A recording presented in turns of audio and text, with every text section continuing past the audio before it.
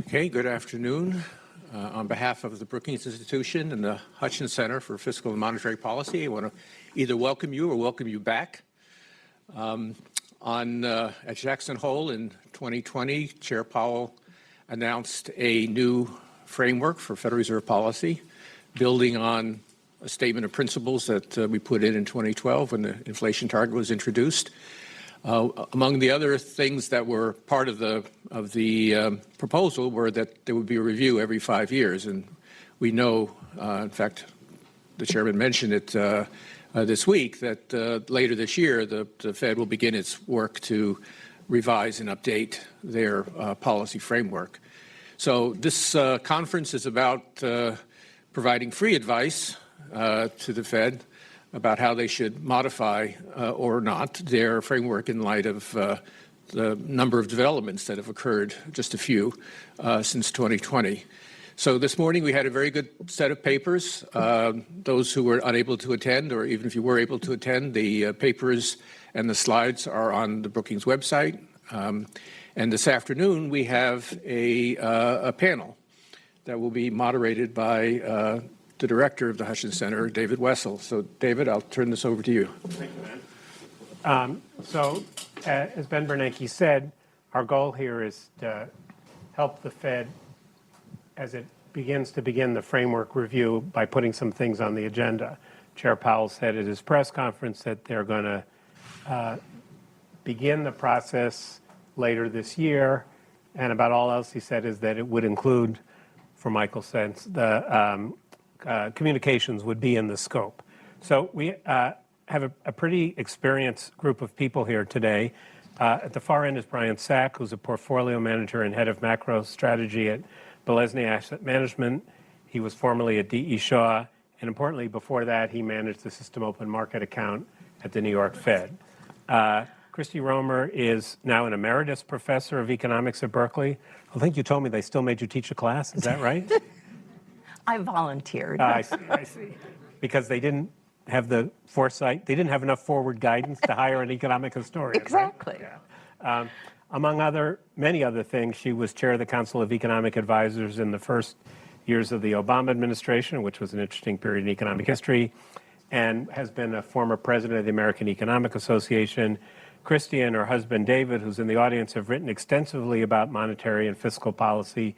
In fact, I don't think I've ever been to a conversation at Brookings, the Brookings papers on economic activity, where somewhere along the line someone refers to Romer and Romer, and everybody knows exactly what they're talking about. Mike McMahon is a co-author of one of the papers we had this morning with Anna Cieslik and Hao Peng. He's a professor of economics at Oxford. He's worked at the Bank of England in the past, and he's a member of the Irish Fiscal Advisory Council, which maybe you can tell us what that is, because I have no idea. What is it anyway? It's the equivalent of the CBO, but with a lot of power. Ah, interesting. Good. That seems like a mixed bag to me. Don Cohn, my colleague at the Hutchins Center, spent 40 years at the Federal Reserve, was a member of the Board of Governors from 2002 to 2010, the last 4 of those years as vice chair of the board. He's also did a stint as a member of the Financial Policy Committee of the Bank of England. So, Christy, let me start with you. As we discussed this morning, and there's been a lot of conversations, one of the big changes that the Fed made when it adopted the new framework was it changed its wording. In the past, they had said that they would respond to deviations from the maximum level of employment. The current statement says they'll respond to shortfalls of employment from its maximum, which sounds a little arcane, but the Fed, in this very helpful FAQ on the framework, says this change signals that high unemployment in the absence of unwanted increases in inflation or other risks that could impede the attainment of the committee's goals will not by itself be a cause for policy concern. So it's pretty asymmetric. Do you think that's a good idea? Probably not. So I think you can see where it came from, right? So when in this kind of very bad timing, the new framework came when inflation was low and the problem was getting inflation up to target, and then we've now lived through a very different world. But then there's the Fed had two reasons for thinking this. One, they said, well, the Phillips curve is kind of flat, so it's not that, maybe there's not a tight relationship between a hot labor market and inflation. And we really would, might be nice to have a hot labor market to help with distributional issues and things like that. I think so. I can understand how they went there. I think as you think about it, though, I think there's some problems, and the most fundamental really is one that came up this morning, which is this idea of preemption, that the Fed has to make a forecast on inflation because monetary policy affects the economy slowly. And so if they don't want to always be behind, they've got to be looking forward and thinking, where's inflation going? And one piece of information that's going to help them figure out where inflation's going is what's going on in the labor market. And, there's not a close relationship, but there's a relationship, and a hot labor market does tend to eventually have effects on inflation. And so I think in a world, and the other thing to say is they've got to forecast inflation, but forecasting inflation is really hard, right? It's affected by so many things. We don't have a good handle on what does drive it. And so to say I'm going to take one big piece of information and not use it, I think is just, I think can be quite dangerous. I think the other thing to say is rather than let's just not look at the labor market when it's hot as a factor in making monetary policy. Let's look at it smarter, right? There's been a lot of work recently saying maybe the right measure is not the unemployment rate, it's vacancies relative to the number of people that are unemployed, or let's think hard about productivity. What are our estimates of where productivity is going? Because maybe there will be times when you can have a hotter labor market and it's not going to feed into inflation. Or the really interesting work that's been done here at Brookings, Wendy Edelberg, if she's here, thinking about, immigration, right? So one of the reasons we've been able to have quite a hot labor market and still see inflation coming down here in the U.S. is we got a little bit of a surprise on just how much inflation has come in and taken some of that heat. Immigration, yes, has taken some of that heat off it. So we can use the labor market and we use it smart, in a smart way.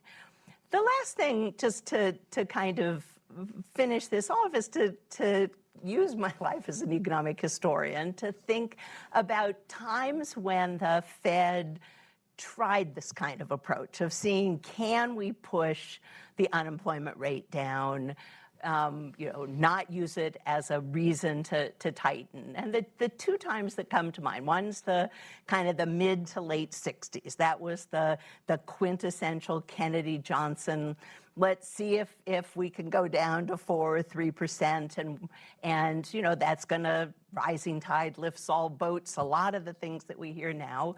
And that really was the start of the great inflation, of this trying to get the labor market hot.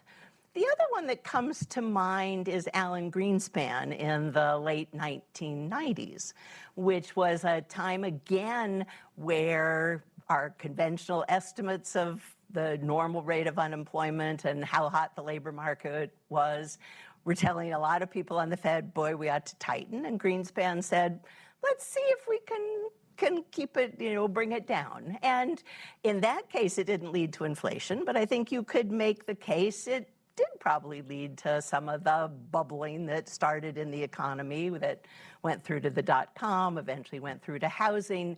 So I think there are consequences, even if it doesn't necessarily show up in inflation. So in terms of, maybe we'd call it financial stability. So my bottom line is it was an interesting effort, and I think it was ultimately not, I think, something that has been good, and I think should be something that we should think about changing.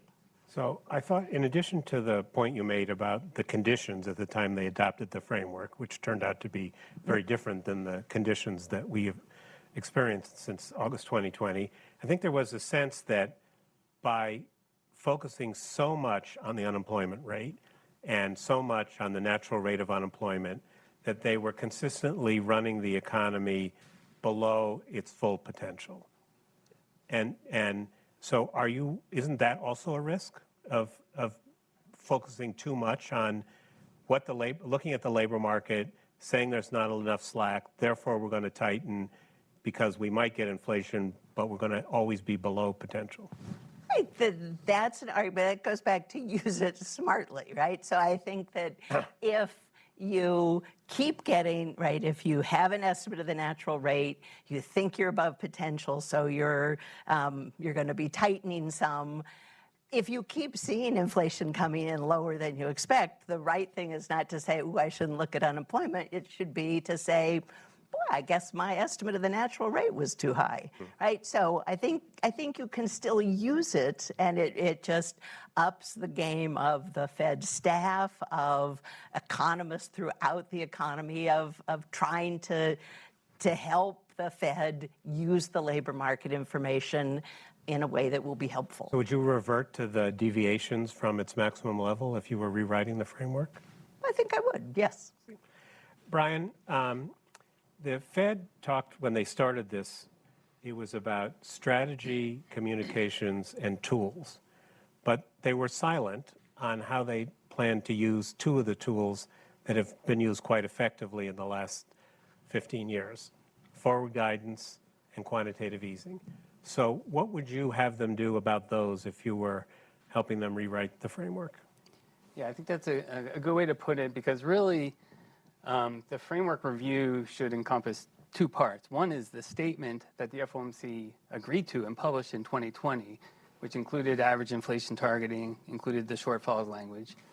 But the other is the tools, which that statement was silent about. But clearly, the tools they're using to deliver average inflation targeting are forward guidance and QE. And I think there were some mistakes and some lessons to be learned on how they were implemented over this period. That will be a very important part of the review. And really, learning about those tools is important more broadly. I mean, those were the same tools that were used when they were just doing flexible inflation targeting, not flexible average inflation targeting. So I think it's important to think about those tools. I think big picture, the conclusion is that both tools were used too aggressively, but I think they were used too aggressively for very different reasons, actually. So the case for forward guidance, I think the issue there was that the forward guidance didn't have enough flexibility, right? So it's very natural to say, oh, it was just too aggressive. But when you look at it, and when you look at when the forward guidance was first implemented, it didn't seem too aggressive, right? The market was priced for rates to stay near zero indefinitely. If I showed you a chart of like 2-year or 5-year overnight interest swaps, which are the instruments most closely tied to the funds rate, you could never pick out when the forward guidance was first introduced in September 2020. Like, the market was already priced there. If you look at the pricing of inflation risks in markets, inflation was priced below target for every year for the first 5 years and beyond. So there was no sense in markets, or I think in the public, that when implemented, that guidance was too aggressive. I think, but of course we know ex post, it turned out to be too aggressive. So I think the real problem was in the structure of the guidance, exactly how the conditioning was put in place in terms of the economic variables that would be associated with liftoff. And specifically, the guidance talked about conditions for both inflation and employment, with an "and," which is very important. So inflation had to get above 2%, and employment had to get to full employment. And both of those conditions had to be met for liftoff to take place. And in that sense, it's very different than the guidance that was previously used in 2012, which had a condition for employment but an escape clause for inflation. So very different. So when I think about guidance, I think, okay, it's useful, and it's a useful device that can commit you from deviating from normal policy, from some normal policy rule. But the 2012 guidance had a limit to how much you could deviate, whereas this guidance did not. So in the circumstance where inflation was rising and inflation forecasts were moving up pretty rapidly, they got stuck because the full employment condition had not been met. And that led them to stay at the lower bound for too long. And relative to commonly used policy rules, I mean, essentially, by the time the full employment condition was met, if we judge it from the unemployment rate, at least, the gap from those rules was something like 5 percentage points. I mean, it was a massive gap. So I think the guidance was too aggressive. I would say the lesson is not don't do forward guidance. You know, the lesson is not burn it. It's very dangerous. No, I think forward guidance is a very powerful tool that can be used in particular circumstances where it's extremely valuable. I think the lesson is be much more careful with the conditioning assumptions in that forward guidance and make sure they don't box you in. The guidance did have an escape valve that came up this morning, but it was sort of separate from the actual guidance and somewhat weak. So QE, can I just say, yeah. do you think that when they put out a new framework, they should explain when they think forward guidance will be important and useful and when it should not? Or is that impossible?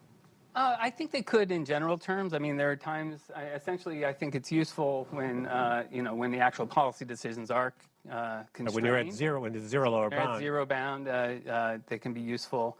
I just think the lesson is, make sure it's structured in a way that's appropriate and doesn't lock you in too much. Let's come back to QE, okay? We can do that. Yeah. So, Mike, communications. Actually, the guidance didn't give much guidance. I mean, the framework didn't give much guidance on communications.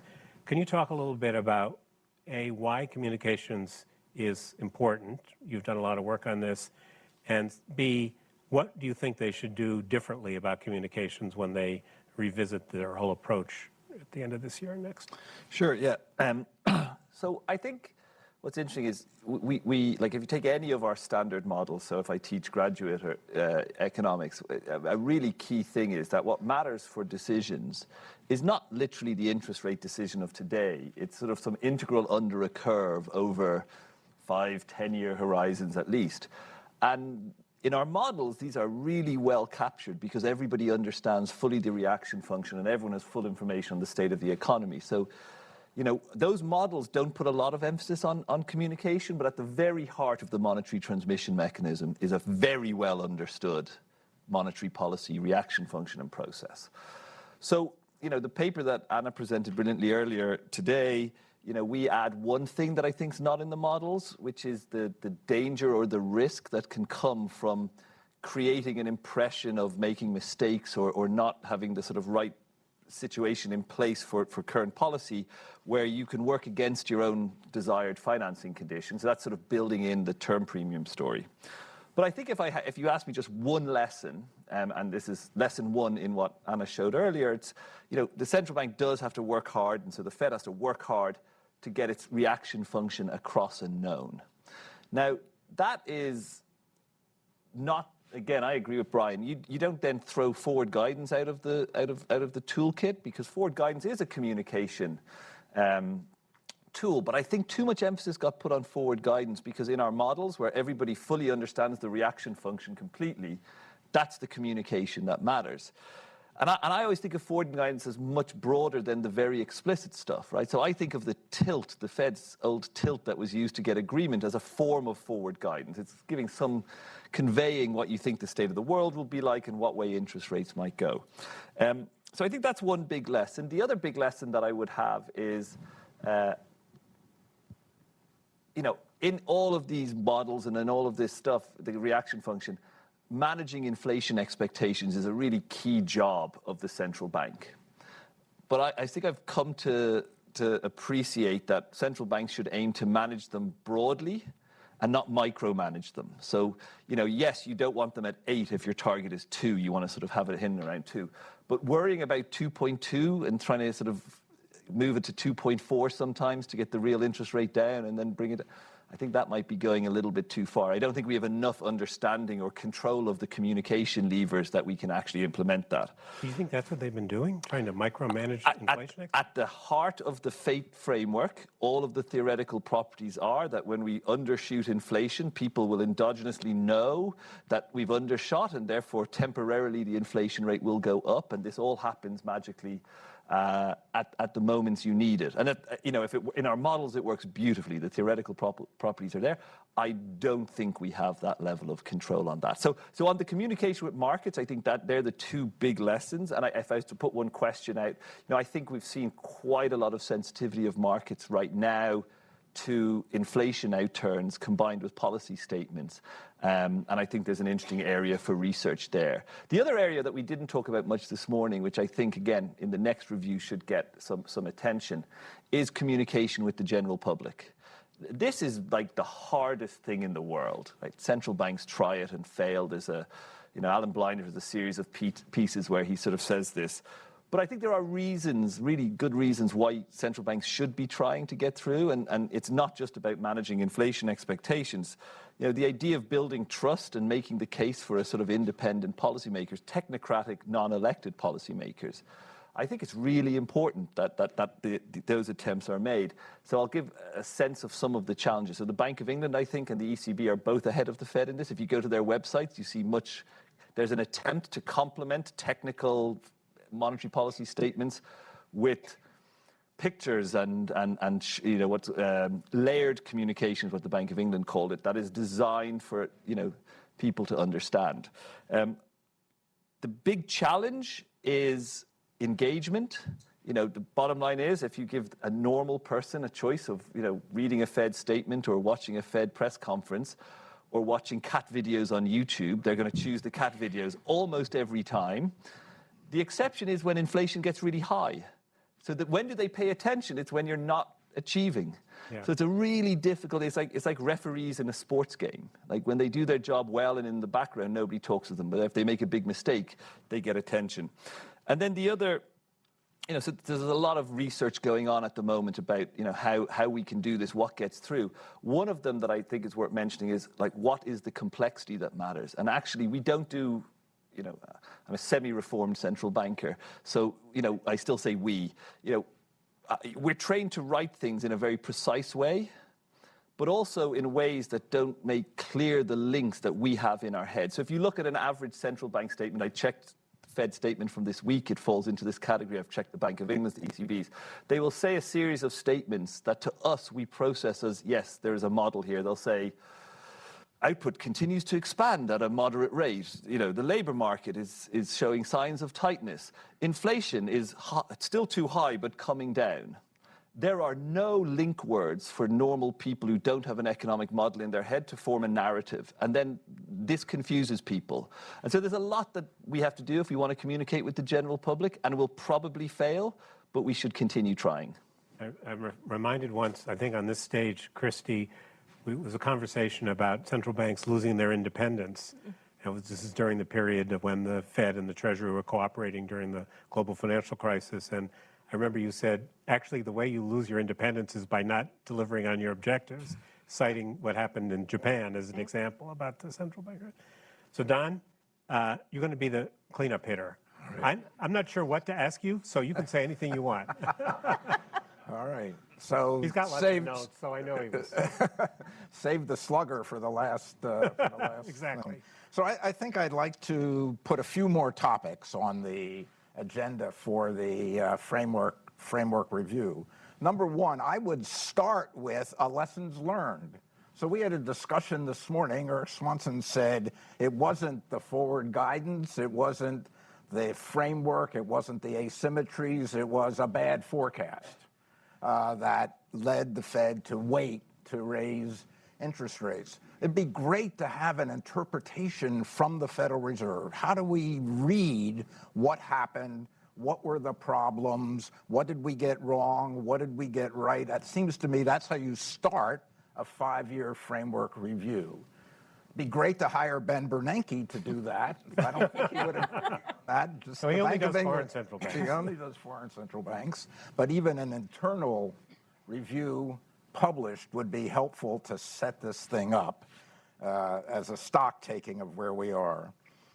A second point would be, suppose in the remote possibility Eric is right, and it wasn't the framework or the forward guidance. I think I agree with Eric with Brian's point about forward guidance. I think it was a problem, but even then, the new strategy needs to be robust to a variety of circumstances. It can't be just aimed at what we've recently lived through. So it shouldn't be just aimed at a high inflation period, just the one was previous. It's got to be robust to various circumstances.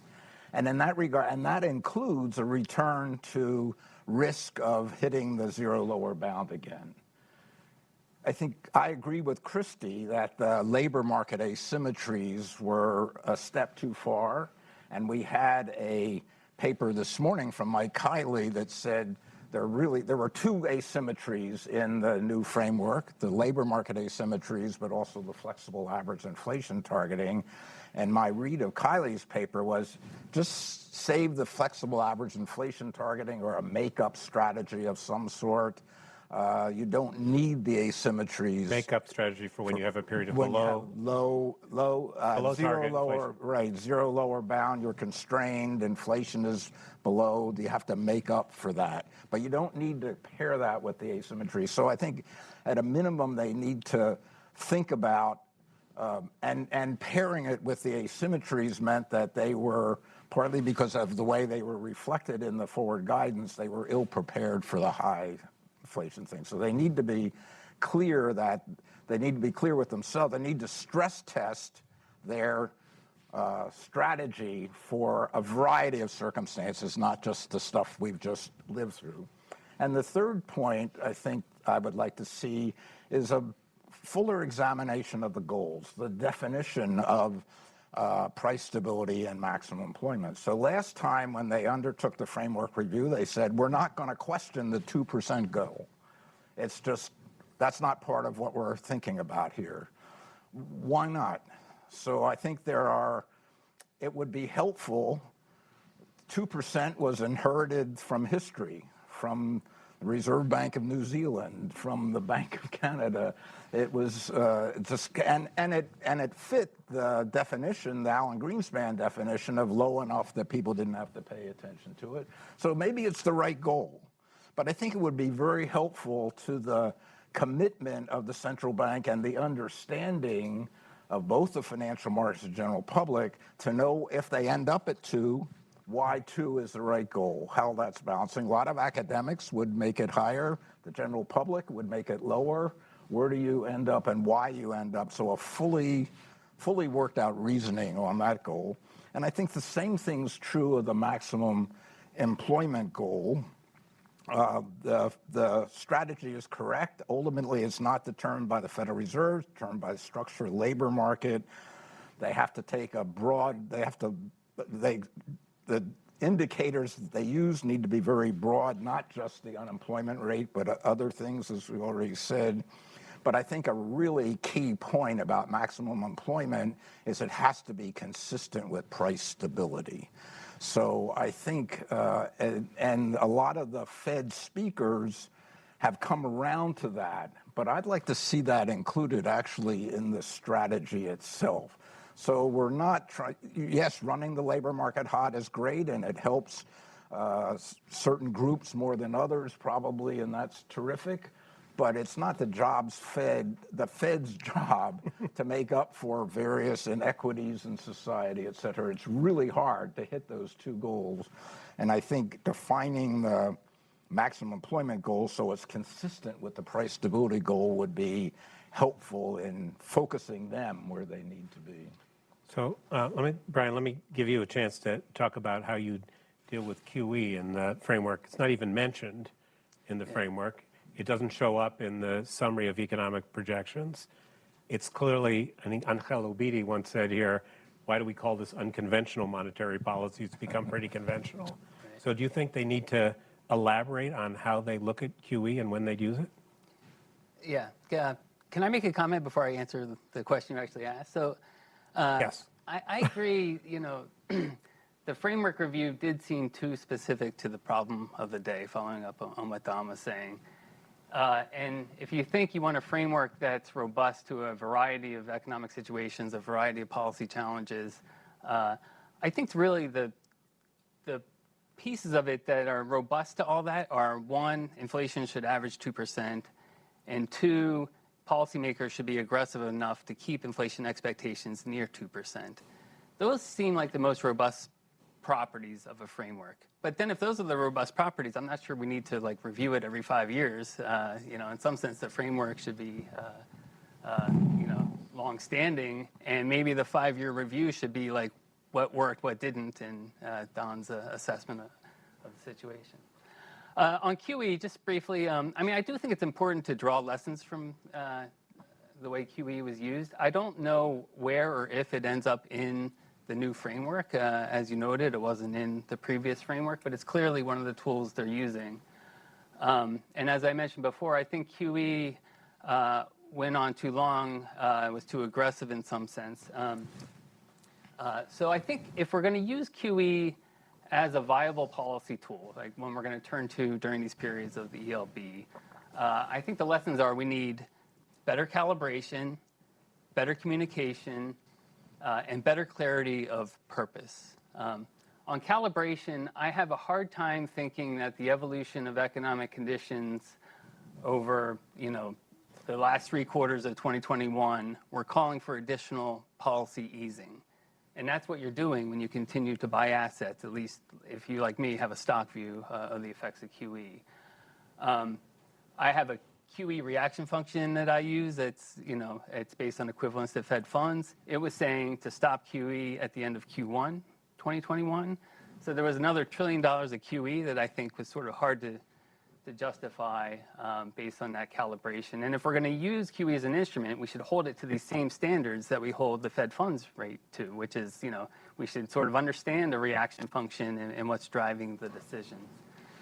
Related to that, there should be more communication about the QE reaction function. It's just kind of turned on and left in the background and then eventually turned off. On the funds rate, we get policy rules in the Monetary Policy Report. We get forecasts in the SEP.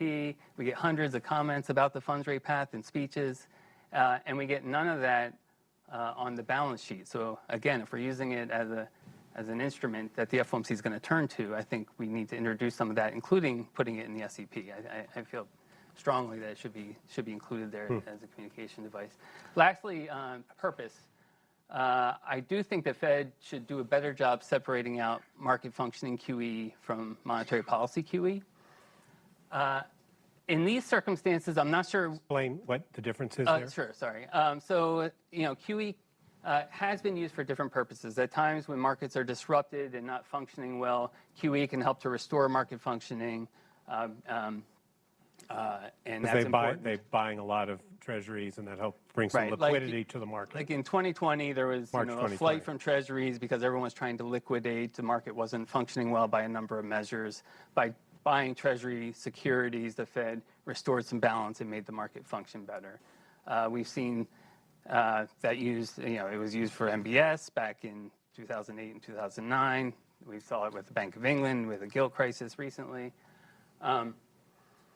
In the Fed's case, I'm not sure it would have put them on a different path, but I think it's... And you're contrasting that to using quantitative easing, bond buying to reduce long-term rates. In well-functioning markets, you can use QE to lower rates, make financial conditions more accommodative, even when markets are functioning fine. So that's the distinction.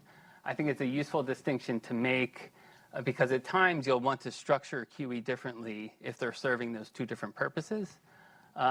Even when you wouldn't structure it differently, I think it's just a useful communication device, and it helps to clarify if they separate it. The Fed did $4.5 trillion of QE in this last round, and no one has any sense of what part was market functioning versus what part was monetary. Don, you wanted to say something before I... Well, so I would just add to Brian's points. There's a financial stability aspect. So you have really three tools of monetary policy here. There's the interest rate, there's the forward guidance, and the QE. And so think about at zero lower bound, you've got the forward guidance and the QE. And so with two tools, you can pay a little more attention to financial stability issues. And there, I think the question of why the Fed kept buying mortgage-backed securities through 2021, Brian would have cut everything off in the first quarter of 2021. But even if they'd kept buying just treasuries, buying mortgage-backed securities at a time when the real estate market, the housing market was on fire, doesn't seem to me like a great idea for financial and economic stability. So they had an opportunity at least to draw back on part of that. And Okay, so they have some big questions to answer. One is, was flexible average inflation targeting, where you say that when we have a period of below target inflation, we're going to follow it with a period of above target inflation, is that a good idea? What do you think, Christy? Would you keep that or not? I think so. I'm on the fence. Because having made this change, I kind of understand again why they did it.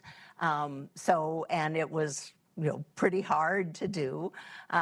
So I think it's I could go either way on that. I think the thing that, right, the way you always describe it, and this goes back to something that that Brian said, of the Fed should be aiming to get it around inflation around 2, and that's part of what they were trying to deal with flexible average inflation targeting, is when you get down at the zero lower bound, then it's going to be hard to get inflation up to 2, and so that's why they put in, if it runs below, we'll have a period above. I think something that that people have pointed out is that is going to have a tendency, if you do it on one direction and not on the other, that you may average higher than 2. And so I think they need to be thinking about that, and in particular on the survey that Hutchins did. I thought Jonathan Wright had a great comment, which was, at least say we're only doing this when we're at the zero lower bound, right? That's kind of the reason was, well, it's the zero lower bound, you don't have as many tools, and so that's when you need to do this makeup. But if you're running around, we're up at a funds rate of 4, and you happen to get a period when you're a little bit below, what's the big deal? You don't need to do it the other direction. That was Bernanke's flexible, what did you had your temporary price level. Temporary price level target. One of the things we asked on the survey is whether, and I think, Michael, you referred to this, is whether there should be a range. Like, why are we killing ourselves about 1.9 versus... And it was kind of interesting, when we did the survey of Fed watchers, the academic think tank types were pretty much against having a range. But the market types were more, people who, on Wall Street and stuff, they were narrowly in favor of a range, although 1 in 5 said they were undecided. So do you think, would you feel better if they had a range, say 1.5 to 2.5 instead of a 2% target when they did this? So I think we need to be a little careful. So some countries internationally actually have a target range. Right.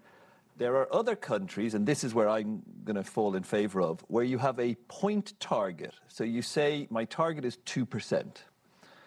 But you then build a sort of band of tolerance around that. Right. So technically the Bank of England has a 2% point target. But they have this range between 1 and 3. Now, the Fed might decide 1 to 3 is too wide. You could go, 1.5 to 2.5. They'd probably be happy to be at 3 in the UK now.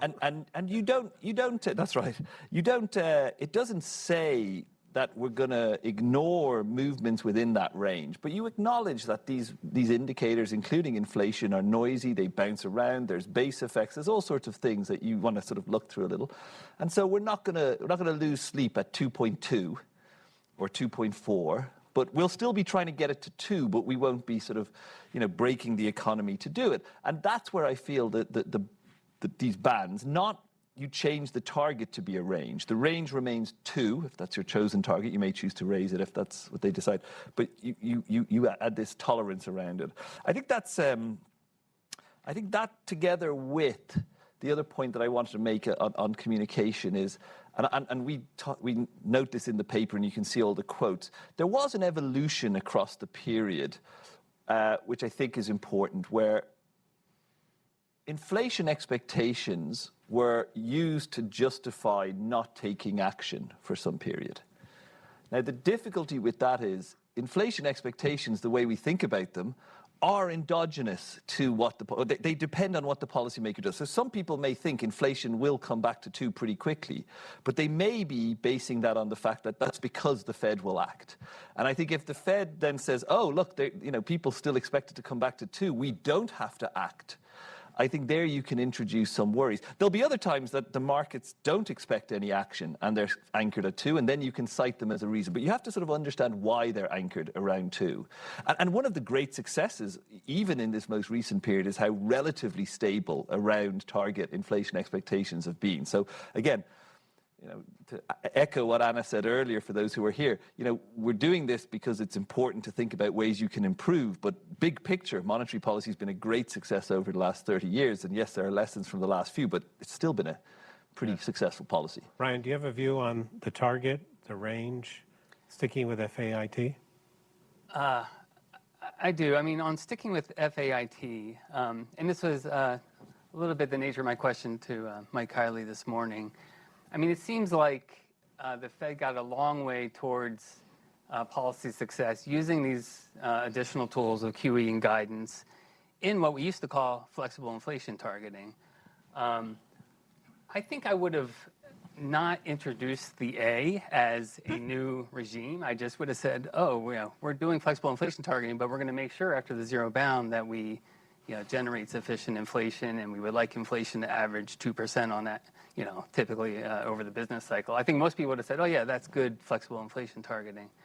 I mean, I don't think the A is incredibly problematic, because I think basically there's not a huge difference between FAIT and FIT. But if you're using these tools and you're being relatively successful, but I think it would have just been simpler communication-wise to say this is the same regime. We're aiming for 2%. So there's been a lot of conversation, both here this morning and in general, about the dots, the summary of economic projections, where each of the 19 participants in the FOMC meeting give their forecast for what they think interest rates will be under optimal policy, or whatever the thing is. And a lot of people, so it struck me as that's incredibly useful forward guidance at a time when you really want to have forward guidance, as you suggested, when interest rates are at 0. A lot of people seem to want to change them. In our survey, half the people wanted to keep them and half the people wanted to change them. And the most common change was, I want to, even if I don't know the name of the person who's making the dot forecast, I want to see what that person's forecast is for GDP and inflation, so I can have some sense of what they're thinking about. Do they think, well, I can think it's obvious. I mean, Austin Goolsbee said, he called for a matrix that anonymously matches the economic forecast to the rate path for each participant, so you could tell in the matrix whether it was they think the economy is overheating and they want to rein in inflation with higher rates, or whether they think faster non-inflationary growth implies a higher equilibrium rate, and that's why their rates are high. Today, you can't see that. So, A, would you keep the dots? And B, if we kept them, what do you think about this linking the matrix, whatever it is? Any takers? I'll take it, because I find myself in the group, I might get rid of the dots. And one, I think this came up, in a lot of the discussion of communication, right?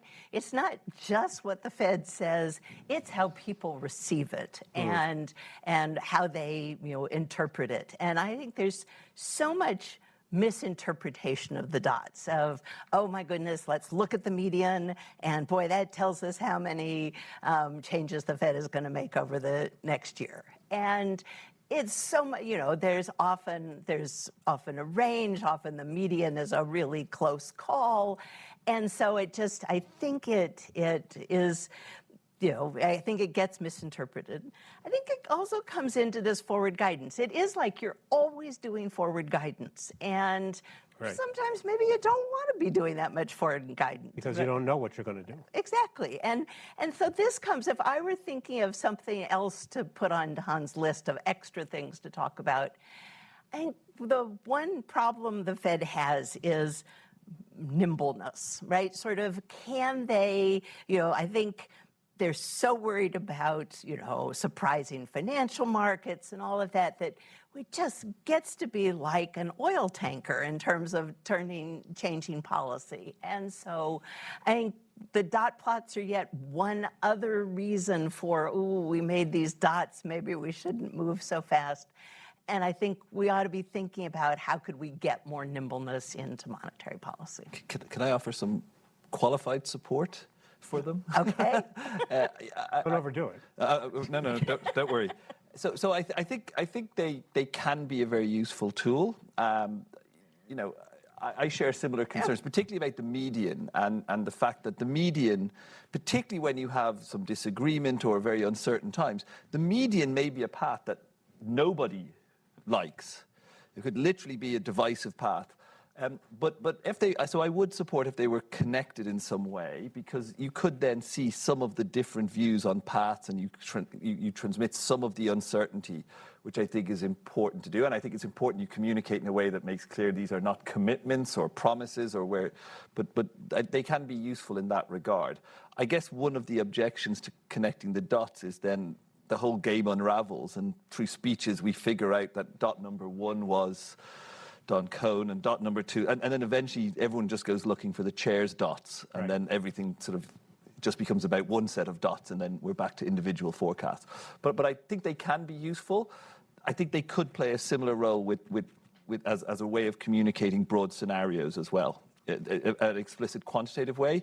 But one of the lessons I took actually from the work that Anna and I have been doing, this paper and others, is, I think Alan Greenspan often gets a sort of bad rap as a non-communicator. I actually think there's a lot of things that he did in terms of communication that are actually really good principles and that were continued for a long time. And one of it was a form of scenarios whereby, he would make clear, this period you referred to, the late 90s, he didn't move rates, and he was steadfast that his belief was that this was productivity. But he also, and other members of the committee at the time, communicated very clearly that the second we start seeing evidence that we're wrong or it's not, we will respond, and we will respond aggressively. And again, that just remembers that, inflation expectations do rely on policy reaction, and you sometimes have to take action, but you can even guide that you will at some point take action without committing to it. Just on behalf of reporters who had to cover Alan Greenspan, it is true that if you take certain sentences out of context, they seem very clear. But when they were embedded in a long speech, let me tell you, it wasn't so obvious. Although I do remember at one point, Joe Coyne, who was the PR guy from the Fed, when you would go to the hearing, the Humphrey Hawkins hearing, and you'd get those days you got the paper right there, and Joe would say, page 37, second paragraph. So I just want to reinforce some of the things, particularly Mike was saying. I don't think there's enough emphasis in Fed, or enough acknowledgement in Fed communications of uncertainty. And the medians are part of the problem. So people focus on the medians, not only of the dots, that's most of the focus, but also for inflation and growth and the unemployment rate. So I wouldn't publish the medians. I know people out here in the audience would calculate the medians, I get that, but it's different when someone else is doing it. And by the same token, I think the chair and the committee need to be careful not to grab the medians and make them the focus of communication. I think they've got to work on ways to acknowledge that we don't know whether there's going to be one cut or two cuts. I mean, no one really knows. So somehow getting it through that median, if a median turns out to be 2 or 1, it's not really important. Okay, but just for some balance, I mean, I love the dots. I'm not ashamed of it. I think it's a very effective communication device. I agree that there's a tremendous amount of uncertainty around what's the most likely outcome for the economy. I agree the median is not, a perfect summary statistic, but the dots are very valuable. The whole SEP forecast is very valuable because it's quantitative. And, your surveys are interesting because people say they have mixed feelings about the dots, but I guarantee you it's the first thing everyone looks at on FOMC day. So I think it's a good communications device. Could it be improved? Sure. Would I link the policy and the economic forecast? Absolutely. Like, why wouldn't you? But it's effective. So this business of conveying uncertainty seems to be a bit of a challenge. I mean, people don't, even in the markets, don't listen to, they don't think it's conditional. They take it as a promise. And I know there's all this talk about scenarios, although I don't quite figure out how you do that effectively. I mean, do you think it's, and I'll turn to the audience after this, but do you think there's a good way for the Fed to do better at saying when they're more or less certain? Is that actually possible? Well, first, I disagree. Like the market priced very differently from the dots all year on either side. So, so I don't think they take it as a promise. I think the markets understand that it's a forecast and there's a lot of uncertainty around it. You know, could the uncertainty be calibrated better in the SEP? Probably. I mean, they give a they give an indicator whether uncertainty is high or low and which direction. People really look at that. Yeah, people look at that, but I think it doesn't quantify the uncertainty, so maybe they could do better. I was actually thinking more of Michael's point about the public. I think the public has a hard time knowing that the Fed is saying this is conditioned on the economy unfolding as we think. Yeah. So they feel let down that we didn't get our interest rate cuts yet. Right. So one of the big objections I've had in the last 6-7 years of doing some work on communicating with the general public has been what I call the uncertainty critique. And that is people who say, no, if we use general sort of accessible language, we won't communicate the uncertainty, and this will be bad because down the road people will realize, oh, you said you're going to hit inflation at 2% in 2025, and it's 2025 now and inflation's at 3%. You lied, and all trust goes. We did experiments on this. It turns out precise communication and simplified communication both communicate absolutely zero uncertainty to normal people, okay?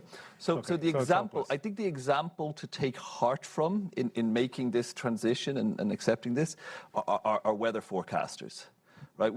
They communicate in very broad terms the uncertainty that they face, and everybody knows, we've all got enough lived experience that you open your phone and the app says there's a 12% chance of rain, but if you're like me, you still take an umbrella because they've been wrong in the past, but you don't sort of go home cursing them most of the time, and occasionally you will.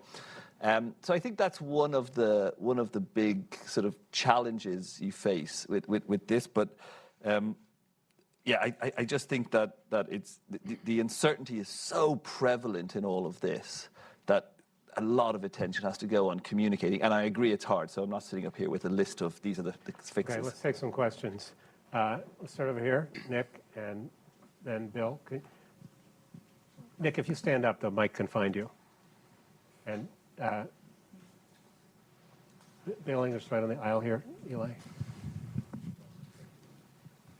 Thanks. Yeah, Nick Timrose of the Wall Street Journal. I guess, it's sort of cynical, but I wonder, isn't one of the lessons from all this, don't change your framework in the middle of a pandemic before the Congress spends $3 trillion? The question I have, and I'd pose it to you, Christy, is, because it is kind of missing from the discussion, is fiscal policy. If, when the framework was announced, there was a big output gap. There was no evidence that more fiscal stimulus was going to come in and close it. There were no vaccines, so there was a huge amount of uncertainty there. 5 months later, you had $3 trillion in additional fiscal stimulus on top of the CARES Act. So politically, what would have happened if the Fed had said, okay, we were really dovish on the execution of this guidance because we had a forecast about the output gap, but the Congress spent a lot of money, so much that we're now going to, this new president with the Democratic Congress, sorry guys, but we're going to reverse course here because you spent a lot of money. What would have happened in that instance?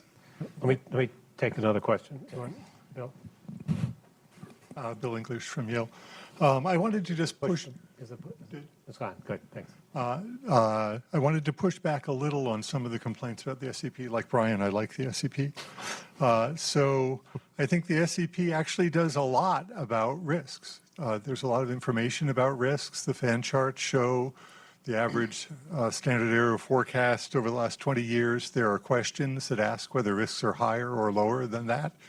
There are questions about the direction of the skews of the risks.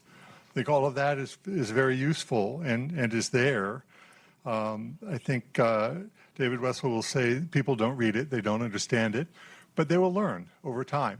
And so I think you emphasize it, you talk about it, and over time, I think you get better communication. Also, there has been a lot of discussion over the last 2 years about the balance of risks. It's not as if that stopped when Alan Greenspan walked out of the building. The minutes have had a lot of discussion about the need to balance risk. We heard just the last press conference the other day, Jay Powell talking about the need to balance risks, and maybe those risks were a bit more balanced, but there's a risk of doing too much, there's a risk of doing too little, and so on. So I think you can communicate about these things. No doubt it can be done better, but I think it's not right to say that these things just aren't done and aren't communicated. I think they are. Thanks. Christy, do you want to respond to the question about fiscal policy? Sure. I think some of it goes back to, I think what a number of us has mentioned, just that the change in the framework was designed to solve a very particular problem, which is that we had been running below target for a long time. And I think it's always risky to design a framework to deal with one scenario when you could be faced with very different ones. And so I think to the degree that it needed more escape clauses, or I think the idea that we're going to use our framework, but in a more aggressive fashion, as you described, right? So rather than say, we need a whole new framework to deal with this, we need to have thought about, have we been, why are we making big forecast errors? Why has the natural rate, in fact, fallen? Those kind of things. So I think that was the problem, was setting up a framework that almost didn't even recognize that you could end up in a place where you could have very high inflation. And then, I think the answer when you get $3 trillion or $5 trillion of fiscal stimulus is to maybe not be so confident that inflation's going to go away quickly, right? And so again, it's kind of using your framework better rather than saying we needed to throw away the framework. I think part of the problem was the forward guidance, and Brian has talked about the issues there. It was so tight, and they thought, in theory, if you had good forward guidance, the fiscal impulse would feed through and you'd raise rates sooner than you otherwise would. But the forward guidance wasn't well formulated, and then it should also have been reflected in the dots, right? So after this huge fiscal stimulus came through, we don't have the transcripts for those meetings yet, but there should have been a discussion about we'll have to raise rates sooner, they'll have to be a bit higher, and that should have been reflected in the dots. So there are ways of dealing with the fiscal impulse that were defective in this case. I mean, at the time, the fiscal impulse was very much welcomed, and I sort of agree with that. But there was, even through the period from the speeches, not from, obviously I have no access to the transcripts, you can see that many of the FOMC members welcomed the large amount of stimulus and felt that it was getting inflation expectations back up as they started to drift up. So there was a welcoming of it rather than a sort of an immediate reaction of, gosh, this could be... In the minutes from in the first quarter of 2021, the staff says that the fiscal stimulus was bigger than they had anticipated. Yet there was no change in the forward guidance or in the rhetoric thing. I don't think that's the framework. I mean, obviously, if they had to do it all over again, they wouldn't pick August 2020, the middle of the biggest shock we've had since the Depression, or at least since the global financial crisis, to come up with a new framework. But I think that's the point that Don has made, is they should learn from this and write a framework that has their objectives, but is robust to things going awry on both ways. And it was, Christy said, it was just in the one way. This gentleman here, and then in the back. Samim Gamomi from the SEC. That's a question for Christy. So at the very beginning, it seemed to me at least that you argued against the asymmetry part on the activity or unemployment side. I got the model-based theoretical argument against it Mike Kiley's paper, but has there been any empirical evidence after the COVID shock that introducing some asymmetry, could destabilize the economy? Thank you. Yeah, I'm Carl Pulzer. I focus on low-wage workers and working class issues. So my question for the panel is on the Phillips curve or the Phillips line. It used to be a curve. So when this thing took root, we had a much different labor structure. We had high unionization, and arguably, there was a quicker pathway between more jobs, higher pay, more spending, bidding up prices. So today it's a much different situation. And going forward, would there be, with this in mind, could it be helpful to do more of it, not a distributional policy, but a distributional analysis of where the jobs are being made or created? In other words, if it's a lot of professionals coming into the workforce versus dishwashers and healthcare workers and whatnot at the bottom, what kind of money does that generate? How much savings do they have to spend? Does that inform at all any forecasting? Thanks. Thank you. I'm not sure I understood the asymmetry question. Did you? I think so. Okay, So good. I think and I think it's actually a really great point. So we've all been up here because our job was to talk about the framework and things. But this question of, do we know that we know we've come through a period of high inflation that we really wish we hadn't had, but is there a causal link? And I think this goes back to Don's point that the main thing that should happen in the review is kind of, where did we go wrong? Was it our framework? Was it our forecast? Was it our, spine? There are any number of things that it could be. And I think that actually, that is what we should be working on. I will actually say we agreed to write a short Brookings paper. I'm looking at David Romer here. And one of the things that we're wanting to do is what role did the framework play in the inflation? And and here's one of the places where, gosh, I would love to have the transcripts, right? Are they sitting there saying, oh, gee, we can't look at the unemployment rate, or is it, but I think that is something that someday will come out, is what role did the framework play versus, other factors. Come back at September 27th, 28th, something. You can find out what they decided. Do you want to take the question about the diversity of jobs and how much the Fed should take that into account? So I think in the the Fed has two goals from Congress: maximum employment, stable prices, and it's really what we've talked about here is how hard it is to hit those two goals. In figuring out your forecast and where you are, you need to know about these distributional issues because it will determine what happens to costs and what happens to prices and what happens to employment and the relationship to them. But I think you shouldn't ask the Federal Reserve to target particular distributions. They don't have the tools, and you have to keep them focused on the macro. And other parts of the government do have those tools. Right. That's the Congress, the executive. Gentleman here, and then John in the front. Andrew Sacker, Jordan Park Group. My question is for Dr. Cohen. Way back in 2003, you argued that inflation targeting was unnecessary and would be overly constraining in flexibility. With the benefit of all this current experience, is there still any merit to that view? John? Hi, John Hilsenrath. I want to ask a little bit about the balance sheet, tacking on to something Brian talked about. I remember from covering Ben Bernanke that the action from balance sheet portfolio comes on the asset side of the balance sheet. In fact, I remember Chairman Bernanke desperately wanting to call it long-term securities asset purchases and not QE.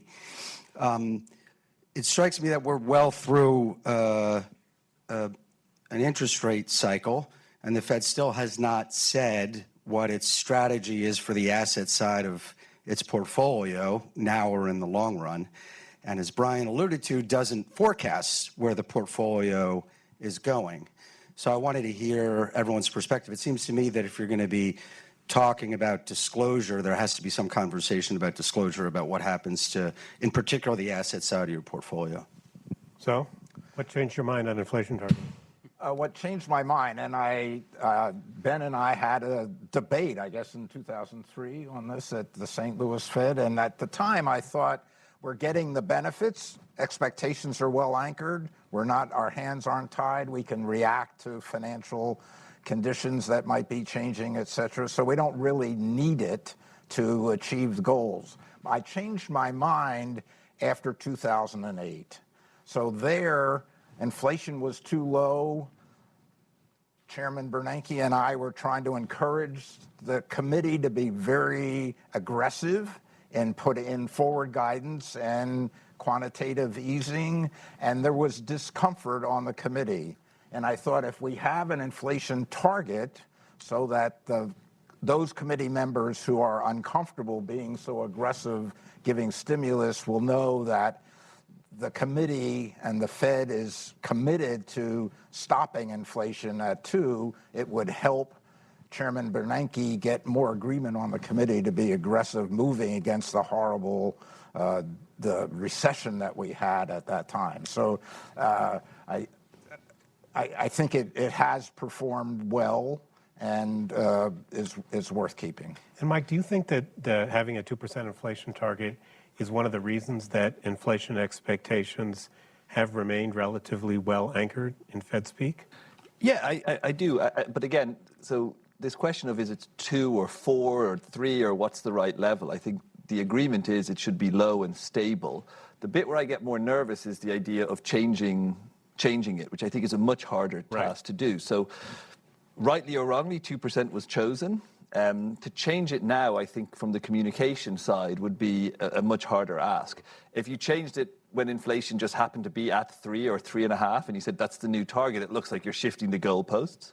Otherwise, what you have to do is you have to do the hard work of getting it back to 2, then announce you're going to change it to 3.5, and then you have to work it way back up. Again, that's the right way, I think, to sequence it if you want to change it. But that's sort of a lot of work, and you'd have to trade off the risks that come with that and the risks of changing the whole, what looks like changing the whole framework with the benefit, which again is ultimately going to come down to how much do you think you're going to be constrained at the ZLB and how much faith do you have, pardon the pun, that was an accident, how much confidence do you have that your other tools like QE and other forward guidance type communication policies can help you if you do get stuck at the ZLB again. So that would be the trade-off if they do consider it. Again, if you're doing a full framework review, you should consider all of these things, but I can see how a central bank gets nervous at this point and says, 2's pretty good, and people understand it. And I think Brian's already said he thinks they ought to elaborate more on what they think about QE and how they calibrate it. Does anybody take a contrary view to that?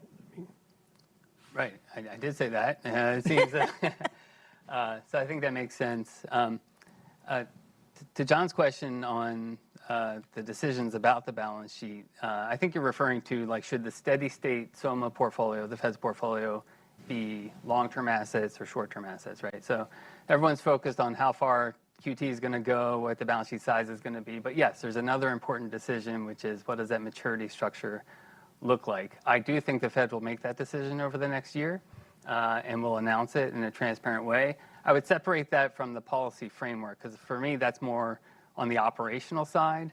Like there's lots of things on the operational side that aren't part of the policy framework, like whether you're in a floor system or a corridor and how wide these things should be and what SOMA should hold. So yeah, they will decide that, but not as part of the framework, I think. Can I just add one thing, David, which is on the, I think there's a certain amount in this group to be thinking that, what the Fed says is really important and it anchors, that's what's anchoring inflation. I think the real thing that anchors inflation is not what the Fed says, it's what happens, right? And so the reason inflation is so well anchored at 2 is we've had 30 years of inflation down and low. And I think that we shouldn't put too much faith if they just said 2.1, that's where it would be. No, but it is encouraging that we had a period of very high inflation and people didn't go around expecting us to relive 1980. Right, So- but I think that's much less that the Fed says they have a 2% target, but that they've shown us for the last 30 years that when it goes up, they bring it back down. The point you make, so it goes to the point you made before, is what they do, and the outcomes matter a lot, Yeah. no matter what they say. I wanted to take, Mark, and then this gentleman here. We'll go a little over. It's a question for Christie, but not always Why successfully. don't you introduce yourself? Mark Spindell. Not always successfully, the Powell Fed has pivoted notably early in 2019, obviously in 2022, at the end of last year. And you rightly remind us how hard it is to forecast inflation. Mike talks to us about precision, barbers, not surgeons. Just curious how you would operationalize nimbleness. And this gentleman here is coming to you on the aisle. Hi, I'm Arjun. I'm a graduate student at George Washington. So my question is that we all remember the subprime crisis when the Fed unleashed ultra-high, ultra-easy quantitative easing and near-zero interest rates. The same thing happened during the COVID crisis when there was near-zero interest rates. Now that the Fed has raised interest rates to a very high level, and the physical space is diminishing for when the next crisis happens. My concern is that the Fed may be the only game in town to save the economy and the people. Thank you. Institutionalized nimbleness, that's a great question. I'm interested to hear your answer. So I mean, I'm not sure. I think the main thing to say is you can see how the process has slowed down, right? In the sense that Ben Bernanke says a little something and we have a taper tantrum and everyone says, oh, we don't ever want to have one of those. Well, maybe it wasn't the worst thing that ever happened. And that in fact, that it is okay to say, I think we need to move. Oops, maybe we shouldn't have moved, right? So to get yourself out of the thing of we've got to signal it, and if it ever is a little bit exciting, we've done something wrong. I think that's so it's more a confidence among the central bank of the world will survive if we do a little more than people were expecting. To Powell's credit, again, that there were periods, and they were hallmarks, I think, of his chairmanship of these pivots. Are those but is that enough nimbleness? And again, some of them seemed like the right thing to do, and one of them were maybe not. I was sort of, how do you operationalize it? Well, I think one answer is don't institutionalize rigidity. Exactly. Right, and so this gets back to the guidance point. Right. And it actually leads to another point I didn't mean to make, which is Did mean to make, which is don't use QE for rate guidance. QE is a terrible tool for short rate guidance, right? We have the SEP, we have explicit guidance. QE, you want to move slowly. I think there's good reasons you want to adjust it slowly. Markets, you're changing flows in markets. You want to give them time. But if you want to move short rates nimbly, get out of the business. Well, I don't think the Fed was actually in the business of signaling short rates with QE, but people interpreted it that way. So I would say. But I thought that was one of the reasons that people think QE worked, that it was a Yes, signal. and I think it's a bad reason. I think QE should be focused on working on term premia through portfolio balance effects and leave short rate expectations to other communications. Okay, so the gentleman basically suggested that we've used up all our fiscal space. And so it's all up to the Fed now. So I got to answer this not with a U.S. focus, but I think generally around the world, post-financial crisis, I think for a long period, monetary authorities did become the main game in town. I won't say the only, the main game in town. And I think even in a world, I hope this changes, by the way, and I'm not saying this just because I currently wear a fiscal policy hat. Fiscal policy is amazing. It's got loads of policy levers. You can adjust things. You can do targeted. And if done right, you can do the sort of classic 3 Ts in an emergency. Timely, targeted, and temporary, right? And these don't have to use up a lot of fiscal space. So even in what you might think of as the good folk down the road at the IMF say there's not a lot of fiscal space, you can still have a lot of powerful policy action with fiscal. That doesn't take the sort of spotlight away from monetary, which monetary, as an independent central bank, should be focused on achieving its goals. Now, we heard one of the questions earlier was about whether the fiscal was helping or not, and to what extent did it This is the job of independent policymakers. They have to balance these things up, and I think that's the way it will be. So I'm not unduly sort of sitting here scared that if we do get another negative shock, that sort of we're out of policy ammunition at all, particularly where nominal rates are now. We've got a bit of space to cut on the monetary side, but I still think there's also space on the fiscal side. Okay. Any conversation about the world economy that gets to an optimistic note is clearly a moment to end. So please join me in thanking Brian, Christy, Michael, and Don.